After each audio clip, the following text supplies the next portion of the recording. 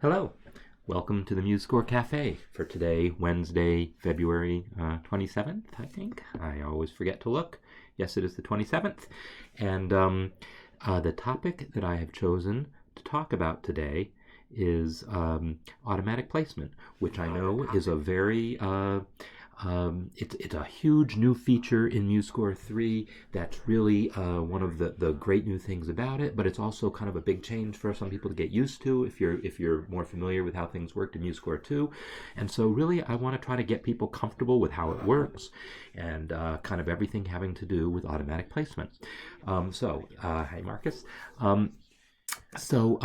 This is my goal. Now, last time I sort of put it out there that if people wanted to send me scores that they wanted me to kind of go through and show how to use automatic placement most effectively with them, that I was totally would be willing to take a look at those. I got a couple people that took me up on that through the MuseScore website, actually the issue tracker there, and I got some things to look at there, but nothing that ended up being anything that I really think is going to be that helpful.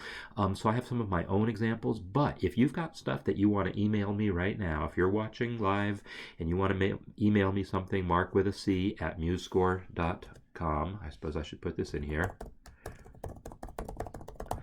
Feel free. That didn't work. I don't know where I just typed. There we go. All right, so that's my email. So yeah, if you want to email me something, or if you have something already online, you want to just put a link to it in the chat, I can download it and we'll check that out. I will just check my email in a little bit. Actually, if you do email me something, drop me a line in the chat. Basically, if you're having trouble figuring out how to get automatic placement to do what you want it to do. I want to talk a little bit in a little more detail maybe than I have before about what automatic placement actually is and what it's actually doing.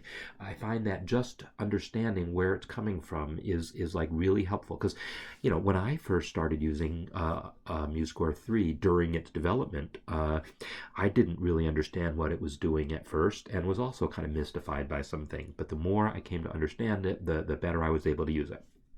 So this is the file that I usually use as an example of what automatic placement can do. So what you'll notice here is that the different markings on here, there's a rehearsal mark here, a tempo text here, staff text here, an articulation and a slur. They're all kind of avoiding each other. And this dynamic marking, this expression text, this hairpin, they're all avoiding each other. If I had that same exact score in MuseScore 2, which I have over here, this is the exact same score. In fact, this one says MuseScore 2 because this is a version saved in MuseScore 2, but let me just literally open that same score just in case there's any doubts about this. It's under here, automatic place, cheat sheet 2. This is the one. So this is the MuseScore 2 version, and you can see that because it pops up the little dialogue asking about it. And you can see that it's done almost everything correctly already. So it asked me to reset the positions, and I'm just going to say yes. There was no manual adjustments. So I'll say yes. And this already looks almost identical to the version here. Let me put them next to each other. So this is the version I actually created in MuseScore 3. This is the version I imported from MuseScore 2. The only real difference here is that expression text was not a thing in MuseScore 2. This is just staff text, and so it's appearing above the staff. If I had chosen to not reset, so let me close this again. If I open it again, and this time I'm going to say, no, don't reset the positions. I made a manual adjustment that I want to keep. I'm going to say, no, don't reset the positions. I guess expression text still doesn't work that way because it's just different. Expression text just didn't exist again in MuseScore 2, so I had to fake it with staff text. So anyhow, all I have to do though to get that below the staff is press X. Boom, there it is. So X is going to be your first ace in the hole for when things don't look the way you want them. One of the biggest things that people would have to do in MuseScore 2 is you would add some text above the staff and you wanted it below, or vice versa. In MuseScore 2, the only way to do that was to manually adjust it, to drag it below the staff, or to use the inspector or some of the other methods that exist for manually adjusting things. But in MuseScore 3, the X command to just flip things above and below the staff is going to be much more useful. So I can flip dynamics above the staff with X, etc. I can flip slurs above and below with X. That much worked in MuseScore 2 also. Let me go back to the MuseScore 3 version here.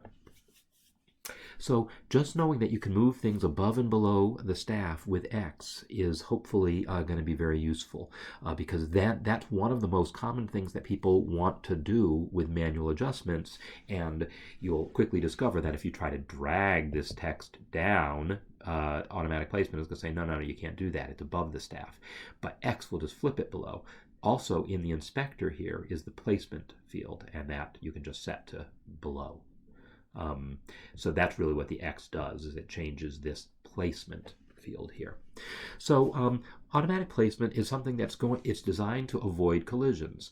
If we switch back to what MuseScore 2 actually looks like on this same score, you'll see that all of these elements are colliding with each other, because the default positions for all these elements is just a little above the staff. And if you only have one of them, if you only have a staff text, or only have a rehearsal mark, or only have a tempo mark, that's what you want. But when you have all three, you need to do some manual adjustments in MuseScore 2. Well, in MuseScore 3, you don't need to do the manual adjustments at all. They will automatically avoid each other. This is the basis of what automatic placement does. There's a very specific order it follows as far as which things avoid which in what order. So staff text is one of the first things placed. Actually, I think articulations are first, then slurs, tuplets are really early on, fingering is really early on in the process. But then as far as the things that really go above the staff, those are kind of things that all go kind of on the staff or really close to the notes. But the things that go above the staff, we have staff text, and then we have tempo markings, and then we have rehearsal markings in that order. And we did a lot of research to determine what the correct or what the optimum order was, what the most recommended order is. In fact, I have to show you, this is kind of our Bible, as it were, in the MuseScore world. This is a book by Elaine Gould called Behind Bars. It's an amazing reference on notation rules, engraving practices. She's an expert engraver in England, works for Faber Music, and is really one of the most worldwide respected authorities on such matters. And so where possible, we do things the way she suggests in her book on how things should be arranged, what should go on top of what should go next to what. Almost everything in MuseScore that needed to make any sort of decision like that is based on her recommendations. But also we look at like existing scores and from major publishers to see what they have done. And there's also other references like hers. Hers is kind of the modern standard, because the other books that people formerly had used for that, there was one by Gardner Reed and Rick Ross and a few others. Those books are like decades, or in some cases actually century or more old, and they're a bit outdated. So Behind Bars is considered kind of the modern standard. So you have here this stacking order here of how things are placed, and this is basically how she recommends doing things. But there's always times when you might say, well, I kind of want to do something a little differently. So like for instance, this tempo marking is basically aligned with the time signature, and that I believe is also her recommendation.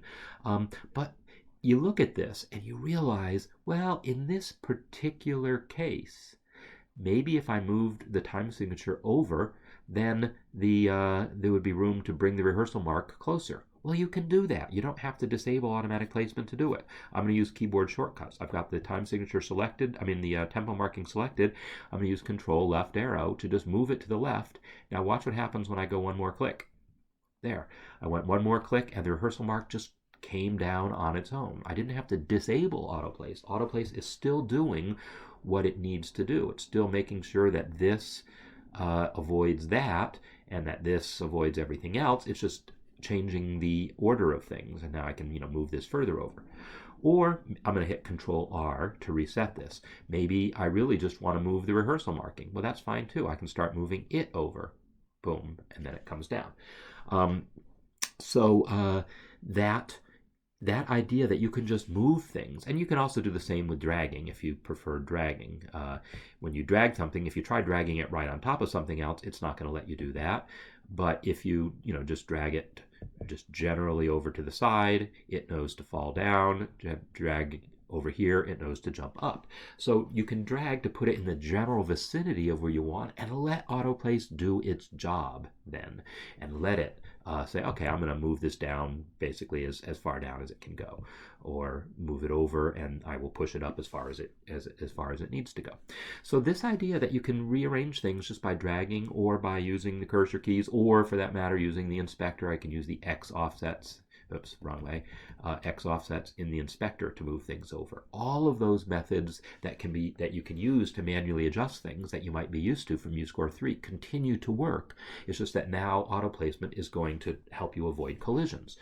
The one thing you cannot do without a little help here is if I decide, you know what, I really want my tempo marking above my rehearsal mark. Again, we had to enforce a particular order. Well, that's just how it works. There's probably opportunities where in the future maybe we could figure out ways of customizing at least some of that. Some of it kind of has to be in a particular order because there's kind of interdependencies between different things, and this has to go before this, or bad things happen. Like I think tempo markings and voltas have to go in the order they go in, or the playback is messed up. Just based on how the code is written. So it would be harder to change some of those things. But if you decide you want the tempo marking above the rehearsal mark, this is what people, I guess, get frustrated, because I tried to do that and moving the tempo marking up just pushed the rehearsal mark up even further. And furthermore, it did it in a way that caused it to move on to another page. But if I try to just move it up, it's just going to keep pushing that rehearsal mark up with it. There's going to be no way to get this rehearsal mark down there, because automatic placement knows that the normal rules of music engraving call for the rehearsal marks to be higher than the tempo markings. So I'm going to select all, reset, just to put everything back where it belongs. Oh, the expression text is below. If you decide you want this above that, then we're going to want to disable autoplace just for that specific element. So here we have to think about, is it this one I want to disable it for, or this one I want to disable it for? I want you to remember that the MuseScore is basically laying these things out in order, bottom to top. If I disable automatic placement for the rehearsal mark, I'm going to do that here in the inspector, and notice it falls down. Well, that's great, it fell down, but now it's colliding with the staff text. I don't really want it colliding with the staff text. I mean, yes, I can start manually adjusting things now, move this up, move that up, and get what I want. But that was more work than I needed to do. So I'm going to undo those adjustments. Let me select those two things and hit Control R. Instead of disabling autoplace for the rehearsal mark, I'm going to disable it for the tempo marking. When I do that, then it falls down, but the rehearsal mark falls down also, but still avoids the staff text. Now I can select the tempo marking, if I can get to it, and move it up. I did it by dragging. I'm not really a fan of dragging, as you know, if you've seen previous things of these before. So I'm going to disable autoplace for that tempo marking again, and this time just use the cursor keys to move it up. So by disabling the thing that you want to move higher in the stack, disable autoplace for that, it allows everything else in the stack to continue to avoid each other as you might expect. So that's one of the tricks, is picking the right element to disable it for. You don't have to disable it for both of them, and if you disable it for the one that's lower in the stack, then everything else will come down and then you can move it up. Similarly, if, and that's basically how you would want to do that. So that's one of the things that you would want to know about in working in how to make some adjustments with auto placement if it's preventing you from doing what you want to do. So again, X moves things above and below the staff without having to adjust. Any adjustments you want to make that preserve the standard arrangement of what is on top of what, you can do that without disabling autoplace. But if you do want to change the order of things so that something is on top of something else that's not normally done that way, then you can just disable autoplace for basically the lower one in the stack, and everything else will stay autoplaced. So that's some of the things that you might be interested in.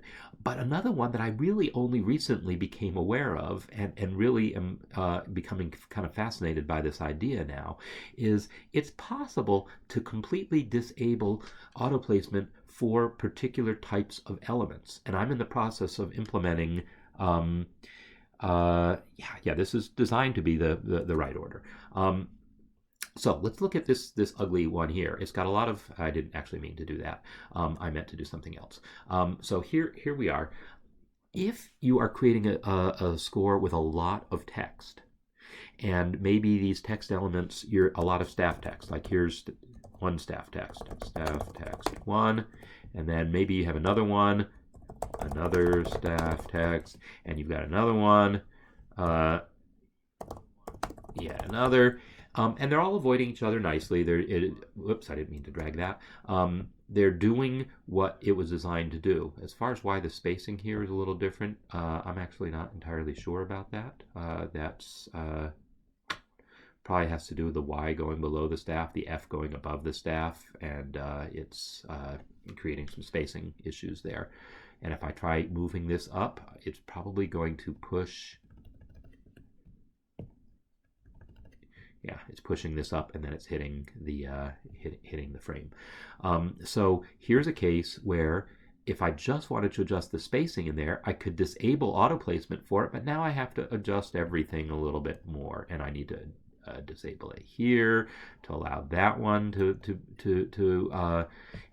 if I really need to fine-tune the positioning of a lot of text like this to get the exact spacing I want, or if I decide, you know what, I really want this one on top of that one, and I enter, if you enter them in order bottom to top, it'll do it that way. But if you enter them in the wrong order and then decide, oh, I need to change it, it might be more work than you want, especially if you're doing this all the time, if you're creating a ton of text, like you're creating an educational document.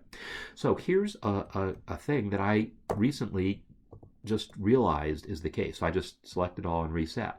I am going to tell MuseScore, stop auto-placing staff text, basically. So this spacing that we see here is controlled. The amount of space between staff text is controlled by a style setting. If I go to Format, Style, and then go here under staff text, you'll see auto-place min distance is 0.5 spaces. If I change this to 0, you'll see it makes everything literally touch now, and you can see this 1 is touching that, and this F here is basically hitting where that Y is. That is where that spacing is coming from. So if I, just by changing this setting, I can affect how things happen. If you decide, you know what, I want my staff text to just be at the position that they would be in. In other words, have them all be at this first position, not try to avoid each other at all. Well, then just put a negative number in here. I'm going to put in -9.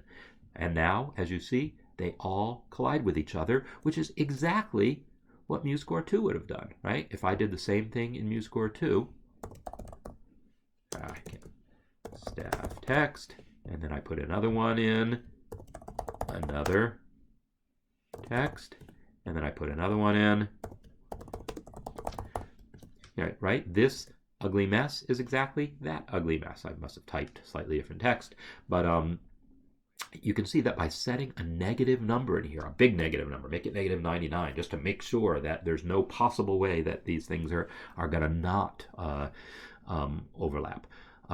So by putting in a negative number there, you're basically allowing the overlap. And now they are all going to show up at the position that the style says to. So when I say the position that the style says to, there it is right there, position above. If I change that to say 3 spaces above, And now they all move there. So this is basically getting us back to where MuseScore 2 was by letting everything collide because it's all going to be at the style position. But yet it's still better because we have separate above and below positions.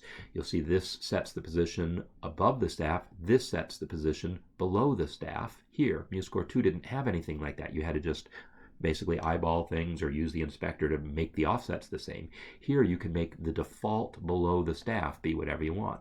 So I'm going to make it be only one space below, the default below position. And now I can select one of my texts and just hit X, and there it is, just one space below. I can select another text. I can enter maybe another text here and hit X for that, and it's going to go to that same position. So this is all much better than what you could do in MuseScore 2.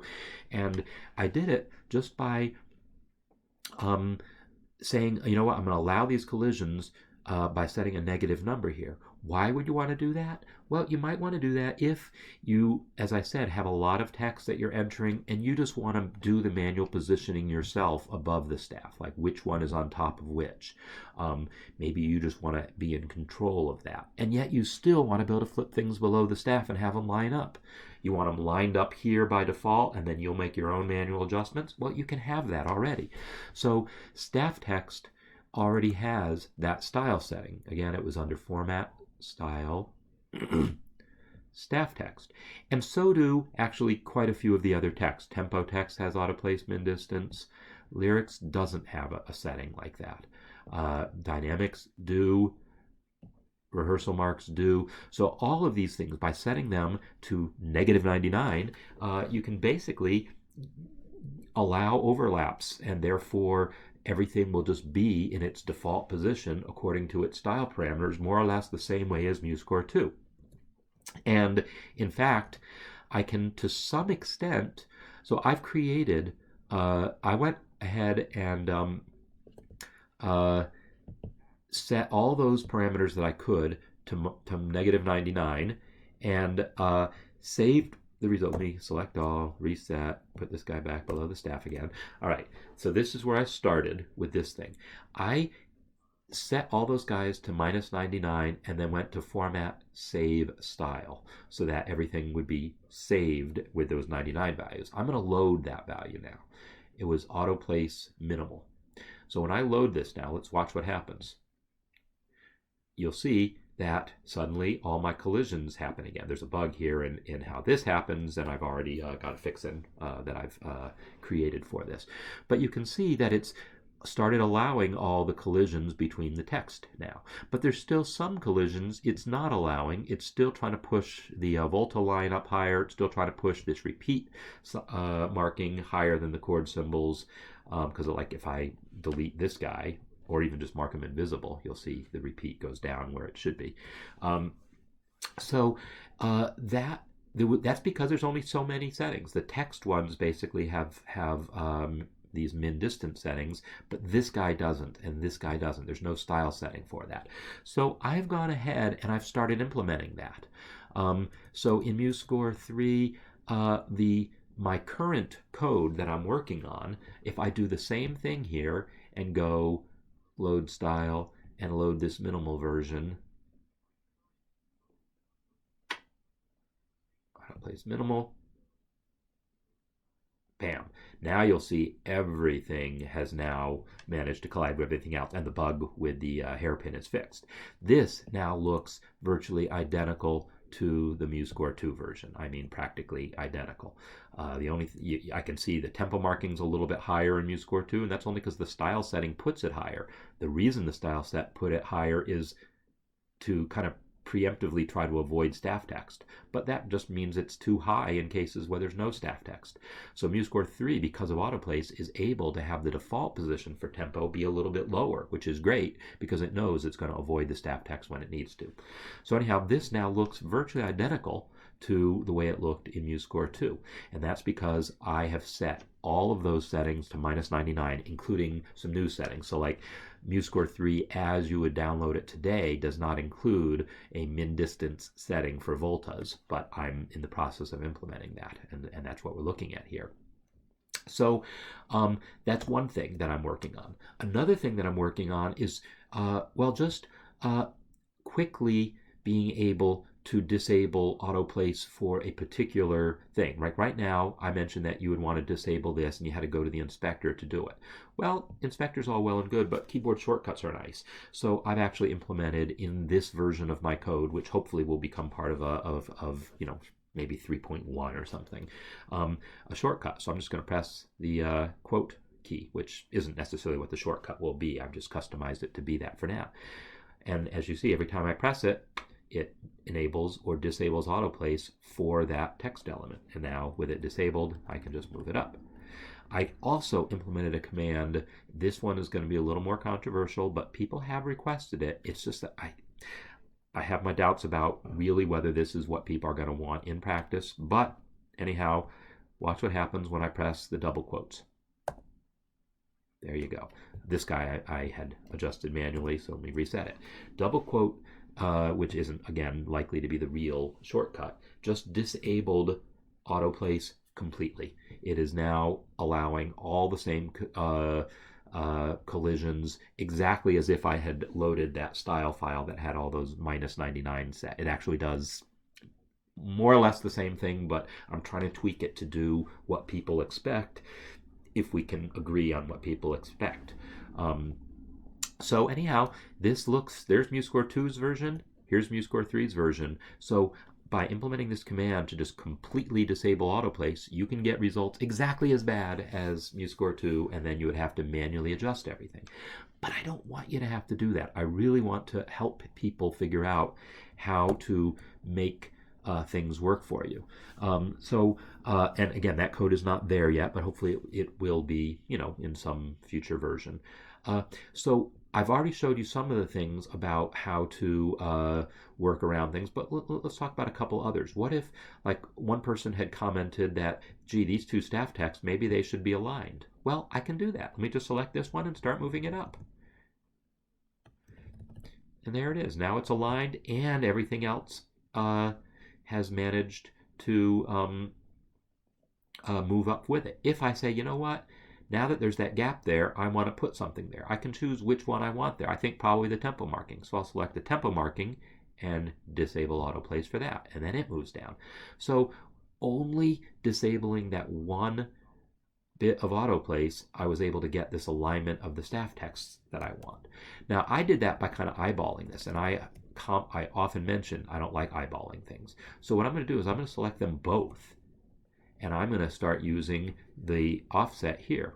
And as I adjust there, and I can use the up arrows, down arrows, etc., you'll see that it's, even though I've got them both selected, it's only moving this one because this one has already been adjusted. This one has already been pushed up.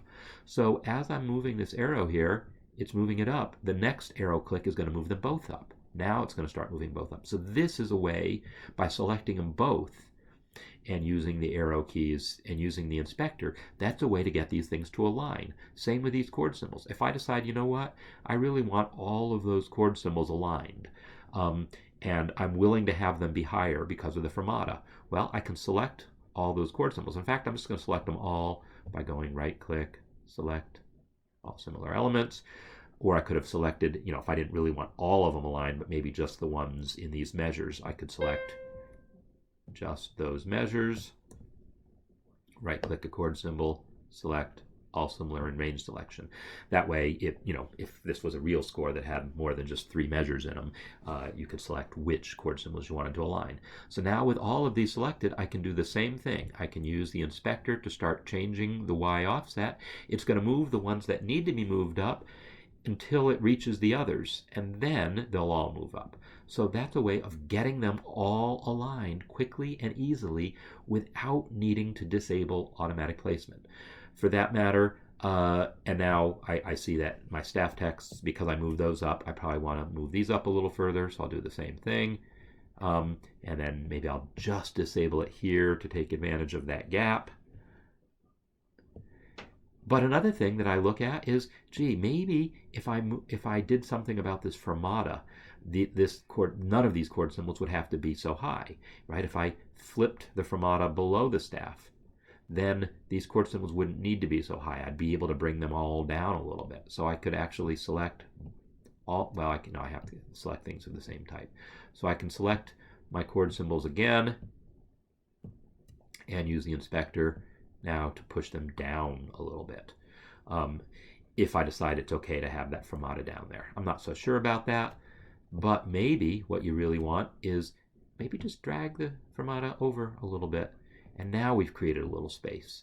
And then again, I can go here and change their offset to bring them down a little bit. Again, if you bring them back too far, you'll see the B flat here is going to stay, avoiding the fermata.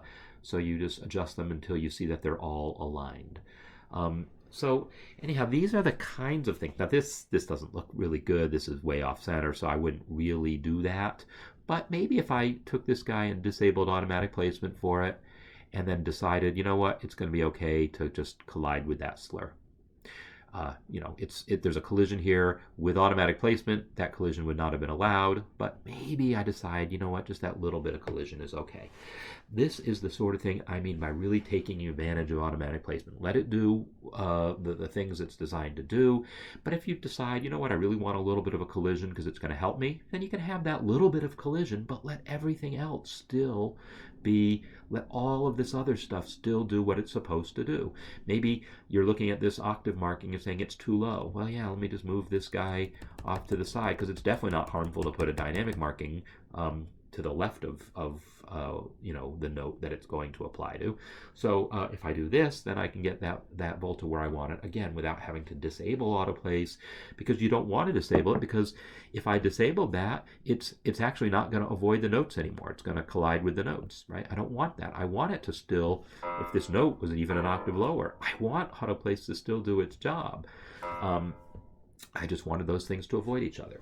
So hopefully this is giving you some appreciation for the things that you can do with autoplace, the ways you can let it work for you, the ways you can kind of customize its behavior, as I mentioned, by either disabling it for individual elements or changing the setting in that autoplace min distance to change how much space it allows around things. There's that half a space right there. So those are some customizations, and I talked about how to make manual adjustments, how to flip things above and below the staff, talked about how to get things to align if they're not aligning already by basically just using the selecting them all and use the inspector to kind of move them all together. These are all things that you will hopefully find useful, and then at some point when my experimental code, oops, that's not the version I want, this is the version actually, with my experimental code in there that does have the shortcuts to just, oops, is this not the, oh, that's because that's manually adjusted. Yeah, disabling autoplace won't affect manually adjusted things. So since I manually adjusted that, I can toggle automatic placement all I want, and it's going to leave that thing right where it is. Automatic placement isn't messing with the things that you've manually adjusted. So I think most people think that's a good thing. But this guy was not manually adjusted. It's just pushed up to avoid the other things. So if I disable automatic placement for that, either with the inspector, that moves it down, or with my new shortcut, then you can, once that is part of MuseScore, then you'll have that available, as well as maybe this command to just completely disable automatic placement, which, again, it's going to be a little controversial whether or not we will really allow that or exactly how it will work, because we really don't want people giving up on automatic placement. We want people learning how to use it effectively. And I'll tell you, actually, before I get off that soapbox, just one reason why we are so keen on people really taking advantage of automatic placement. And one reason, a big reason why automatic placement was developed, really has nothing to do with printed scores. Printed scores are going to be a thing forever. I mean, it's forever as forever as I can see into the future. But what we already know to be the case, I mean, as a professional musician myself, when I'm playing professionally as a jazz pianist, I usually use paper scores myself, because it's kind of hard it's hard for me to deal with like an iPad on the screen. I can lay out several pages of paper on the piano stand and have like a 6-page score in front of me. On an iPad, if I needed to turn the pages, I need either my finger to swipe or a foot pedal, but both my hands and feet are busy while I'm playing. So um, I'm not one of these people who uses iPads, but a lot of people do. A lot of people use iPads or other tablets when they are reading music. And a lot of people I know use the mobile apps for all sorts of different purposes, practice purposes. And so you might do all of this manual adjustment to get like all those chord symbols to align all nicely, or to make these things align, or to make this avoid that. But then it might turn out you go to view it on an iPad. An iPad is not a piece of paper. Its dimensions are different, and or maybe someone wants to make the font size bigger, and now suddenly fewer measures fit per line. All the effort you spend manually adjusting things really is only going to make sense when printing it out with that staff size on that size of paper.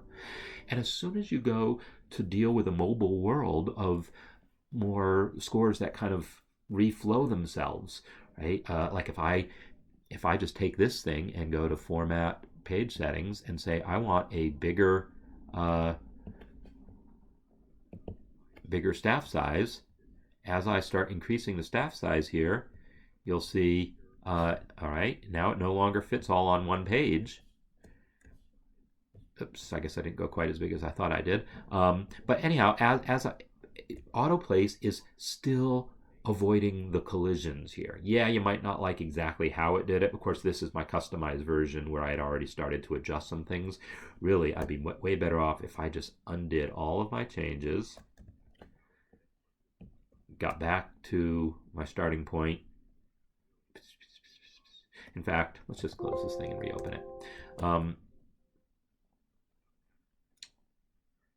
Oh, this is even a better example. Let me just use this version.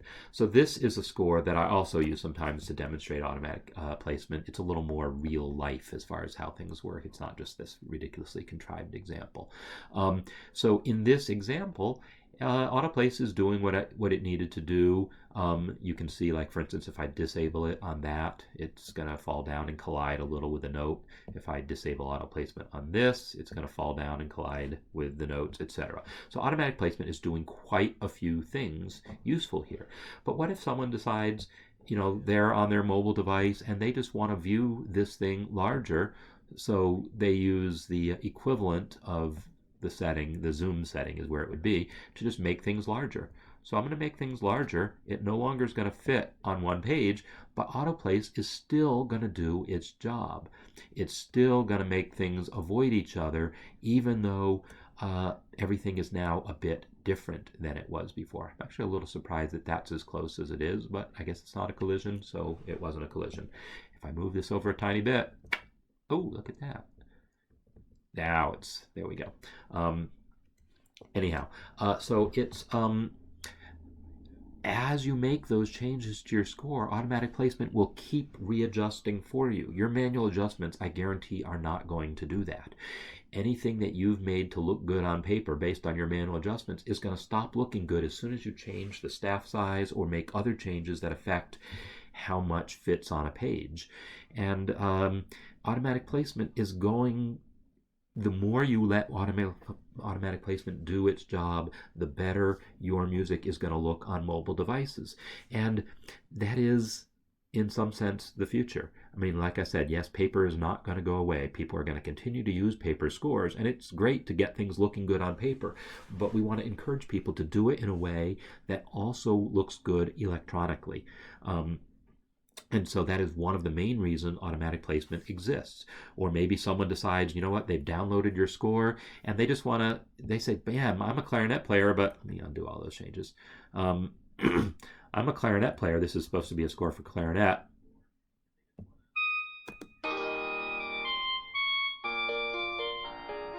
I'm a clarinet player, but by God, I don't want to have to play that high. So we could select that thing, move it down an octave, and everything fixed itself. The tempo marking came down, the dynamics moved down as necessary, and then a little more space was opened up here to avoid this collision, right? Well, maybe that wasn't actually needed, but anyhow, when I changed the octave on this, it maintained the good spacing, the good collision avoidance here. Or if you decide, you know what, I don't want this on clarinet, I want this on a saxophone player, and I want to transpose it for saxophone. Again, it'll transpose, but then with automatic placement, all those collisions will continue to be avoided in ways they wouldn't be if you were relying on nothing but manual adjustments for them. So you really want to let automatic placement do as much as it can, so that things kind of take care of themselves as you adjust things. So anyhow, that's my spiel on automatic placement. I didn't see anyone say that they emailed me anything in the last few minutes, but I will take a quick look at my email. I don't see anything. I'm going to, I think, leave at that then, and just say that I hope if you have issues with automatic placement, trying to figure out how to get it to work on some particular score, go to the support forums on MuseScore.org and just post the score, attach the score, say, hey, I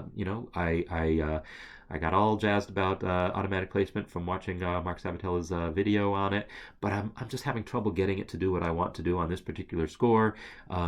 He talked about doing something about this and that, but it doesn't seem to be working quite as the way I want, and can you help me? I will probably see that, and I will probably help you, but also other people will be able to help as well. That is, that's what I came here to tell you about, and hope that you've finding this useful, and that will conclude my cafe for today. Next week, I don't really have a topic picked out.